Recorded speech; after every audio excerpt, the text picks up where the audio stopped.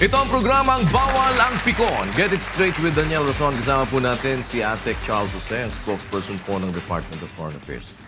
Kayo ba ang nag-order noon na request na huwag papasukin yung mga journalist ng Hong Kong dyan sa APEC? Actually, nung unang lumabas yung issue na yan, naglabas kami ng statement na sinasabi namin na we were not aware of the issue. And we would recommend that the issue be revisited by the concerned agency. So in other words... so sino ho talaga ang doon? Well, according to the letter ng immigration na addressed to the Hong Kong journalist, it was on the recommendation of NICA.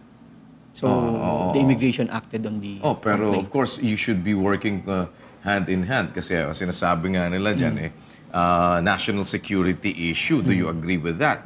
Kasi sa Department of Foreign Affairs, ano po yan di ba? May relationship ng country to country ang pinag-uusapan natin. For certain, kayo ho ang frontliners pagdating sa ganyan. Were you not consulted about this? Well, regrettably, hindi. Pati na rin yung office ni Secretary Coloma sa Malacanang, sinabi rin niya dahil sila yung communications office in charge dito sa APEC.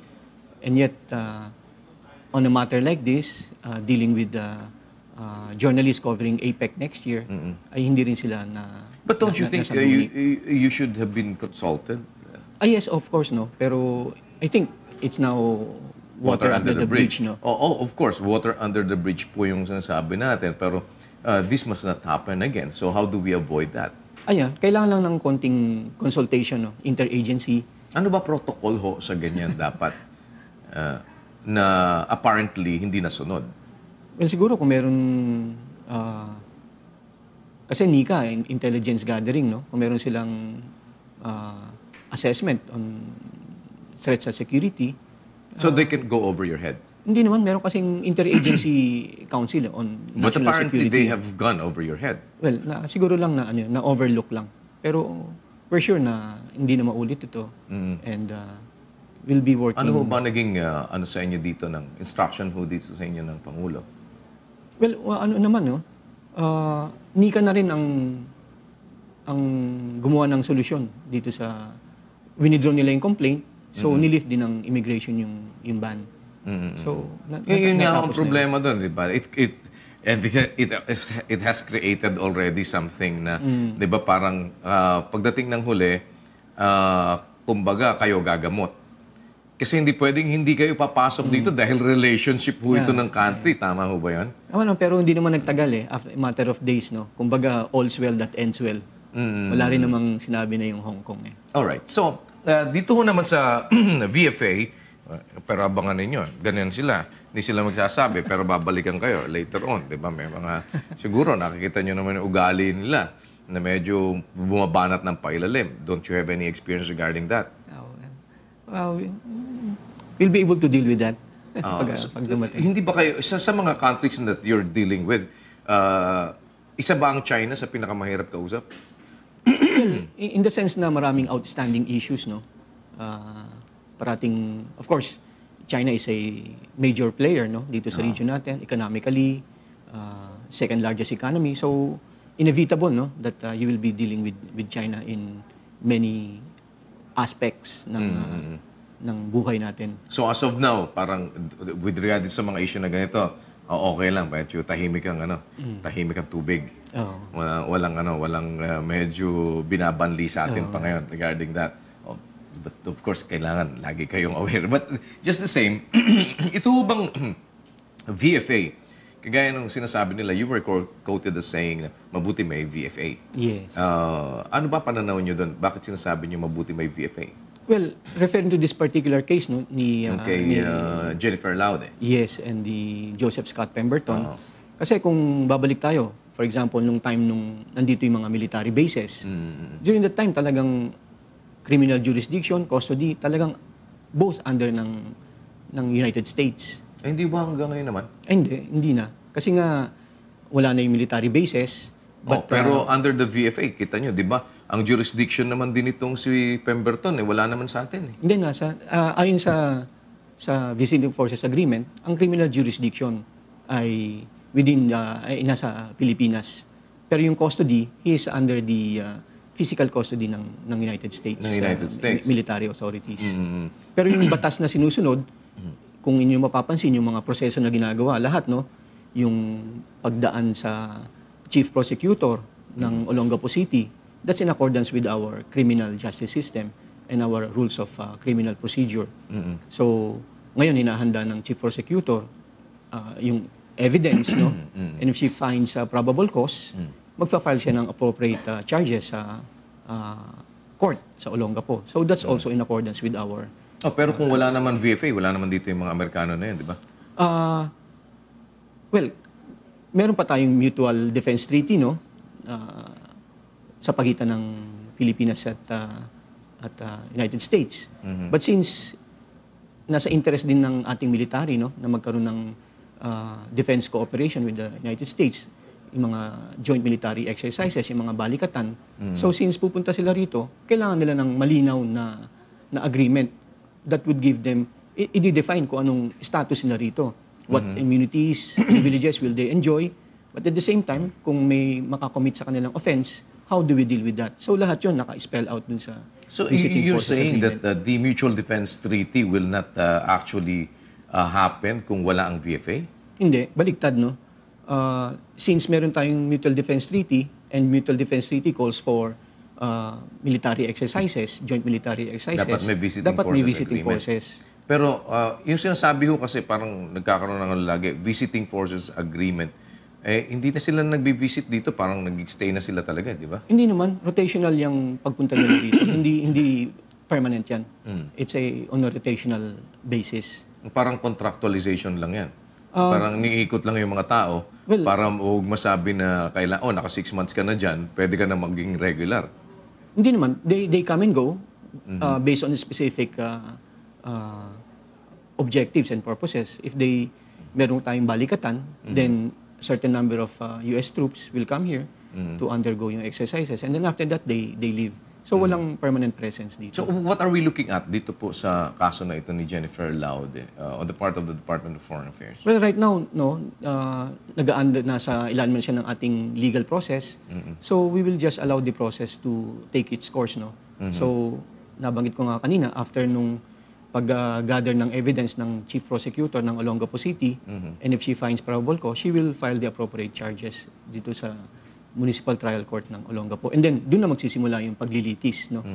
So, kung dati hindi nagpapakita pa si Pemberton, which is well within his legal rights, but pag nasa korte na, nag-umpisa na yung paglilitis, then talagang kailangan na magpakita si Pemberton. So, lahat ng gustong makita siya, finally, he will be there sa court.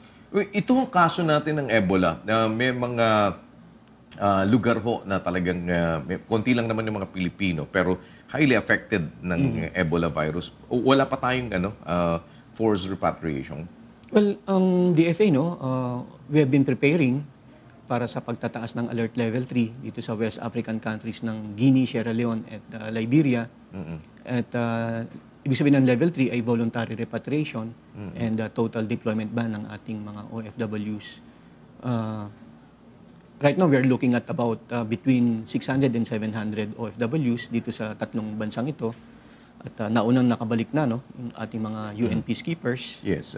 So, pero hindi yun, voluntary repatriation pa rin yun, di ba? Yes, voluntary.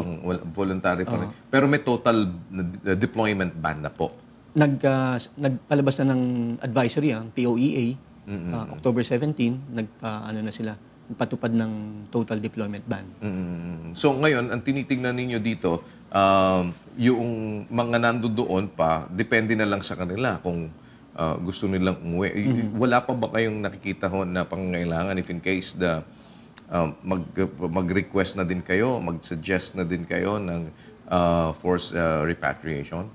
Well, sa ngayon, based sa assessment namin ng situation sa West Africa, appropriate lang, no, na level 3 muna, voluntary. Okay. And then we'll see, no, as the days go by, how things will unfold, no. And if warranted, we either lower it or raise it. Itong nangyari sa Russia ho, na barko, wala namang Pilipino? Meron po, no.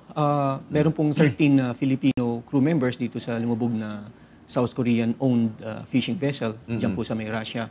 And search and rescue efforts are still ongoing. So far po, may 3 na pong Pilipino ang na-rescue out of the 13. So ano naman, okay naman sila? Opo, no, inaalam pa po natin yung exact condition nila, kung nasan po sila dinala, kung kamusta na po ang kanilang kalagayan. Naghihintay pa po kami ng ulat tungkol doon. Alright. May mga names na ho tayo nung 3 Pilipino? Ang embassy po natin sa Seoul, no, South Korea, ay nirequest po natin na magpag-ugnayan doon sa owner, no, South Korean owner nitong vessel, para po makuha lahat ng po mga detalye kasama mga pangalan, mga addresses, at once na makuha po natin ito, we will be notifying their next of kin o yung family. So, ilan nga ho exactly yung Pilipino sakay nun? 13. 13. Na-recover 3, may 10 pa. 10 po pong missing. Kumusta ho yung ano dun? Di ba weather medyo malamig ngayon dun? Oo, yun nga ho ang ano, no? Kasi parang meron na ng iba mga na-recover, na-rescue, pero namatay afterwards dahil sa hypothermia. Hypothermia. Oo, bad weather, Yes. rough and cold ang water. So that's also hampering the search and rescue operation ng sinasagawa ng Russian government. So wala pa ho tayong report as to the condition of the 3 Filipinos that were rescued? Oo, hinihintay pa po natin Oo, yun. kasi ang worry din ho namin doon, kagaya nung ibang na-rescue nila na because of the weather condition, talagang medyo afterwards, nagano pa rin, na bumigay pa rin, dahil nga doon sa kanilang situation. Well, we're hoping for the best, no, para dito sa 3 na rescue, and more so para dun sa 10 pang still missing. Yung mga kamag-anakan itong mga Pilipino na to, saan pwede makipag-ugnayan in case na gusto nilang malaman yung condition ng kanilang mga mahal sa buhay, considering na identified na yung vessel po na ito? Dito po sa DFA, meron po kami yung Office of the Undersecretary for Migrant Workers Affairs, no, UMWA. Dito po ang action office namin that deals with the mga OFWs. So far, wala pa ho yung manifesto ng mga Pilipino na nandun para ma-identify lahat talaga kung sino-sino sila na nakasakay doon? Wala pa po. Inintay pa po namin yan. So you will be getting it from From Seoul. Seoul, South Korea.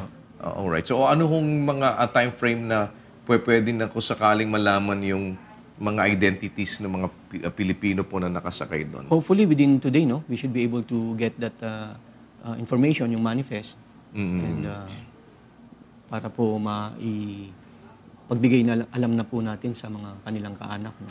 Alright. So sir, what's the latest project ng DFA ngayon? Yung inyong mga, of course, gumagawa kayo ng iba't ibang mga hakbang sa Department of Foreign Affairs to parang improve our relationship with different countries. Opo, no. Meron po kaming tinatawag na 3 pillars, no, ng foreign policy. So ito po ang mandate ng DFA, promote our political security situation. Second pillar, yung enhance our economic security. And third pillar, yung protection ng welfare and ng ating mga overseas Filipinos. So on these 3 pillars, may kanya-kanya po tayong mga activities na ginagawa. So, ito ngayon yung pinag-concentrate nyo. May mga naalis tayo na mga, nadagdagan ba yung mga naalis na embassy sa ibang countries? Huli pong nag-rationalize tayo, meron po tayong sinaran na 10, no? Latest ito, yung 10 na ito. Opo, yun pa rin po yun, no? Okay. About, Ano yung 10 na yun na nasara? Do you have it on top of your head? Hindi ko po alam yung lahat, no? Pero among them, yung Barcelona, for example. And then yung mga tao po dyan sa 10 yan, pinadala sila kung saan mas needed ang kanilang mga services. At yung mga nandoon naman ng mga Pilipino sa like in Barcelona, ang kanilang mga parang pakikipag-ugnayan, meron na tayo din doon na parang honorary consul. Opo, no? Opo. Bukod po doon sa embassy natin doon sa Madrid. Sa mga malapit naman. Well, we just hope that everything will be, at least ang inintay natin ngayon, December 15, Opo. para doon sa ating apila, sa arbitration case natin na isinampa. And we'll be looking forward to hearing some of the latest, kumbaga, yung mga natin dyan, development para po sa kaso na ito. Sir, thank you so much for being with us. Maraming salamat Thank po. you po. Thank you for getting me. DFA spokesperson Charles Jose, dito lang po sa programang Bawal ang Pikon. Get it straight with Daniel Razon.